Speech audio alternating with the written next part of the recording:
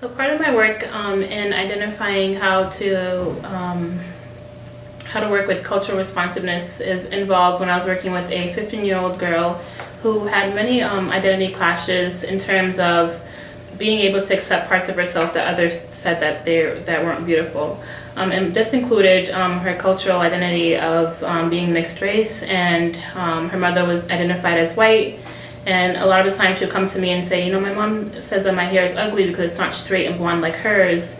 And I told her, well, look at my hair. It's not straight and blonde, and I don't think it's ugly. So a lot of the times I worked on making sure that I created a safe space for her to be able to express herself, a safe space for her to be able to feel like it's okay to accept these parts of herself that others don't appreciate. And part of our work together really involved allowing her to express herself, allowing her to be who she is, and creating this safe space that she can really show me and show herself that she's capable of anything that she wants to do. And another part of her identity that she was kind of having a lot of clashes with was her sexual identity and also her gender identity. She came to me during one session and she told me that she identified as pansexual, and she didn't tell anybody about this yet. So the first thing I did was like, all right, what is it? Tell me about it. I'm curious, because I don't really know what that is. So we went to the library and she's like, well, this is what it is, and I think this is what I am, and this is me.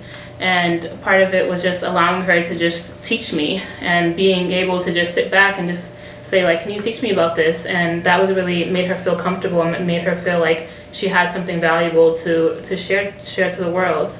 And another part of that is that she began to feel comfortable in her own identity. She wasn't as anxious. She was able to express this to her mom, and they were able to work through it as well. And another part of our work was that she was really nervous about graduation, about what she should wear, how she should feel comfortable in her own performance. Is my mom gonna be there? Is my mom gonna not like what I wear? Like, she had all of these thoughts, and all of it had to do with all of the clashes that she was going through internally. And one thing that was really great and that made me really proud to see is that she walked across her stage with her big afro, and she loved it, and she walked across that stage and she was so happy, and her mom was there, and everybody just was so proud of her at that moment. And I was also just really glad to be able to be a part of that and to see how she was able to accept all of these parts of herself that she thought were ugly at first, but now she realized that these are beautiful and that she is able to accept all of those parts of herself.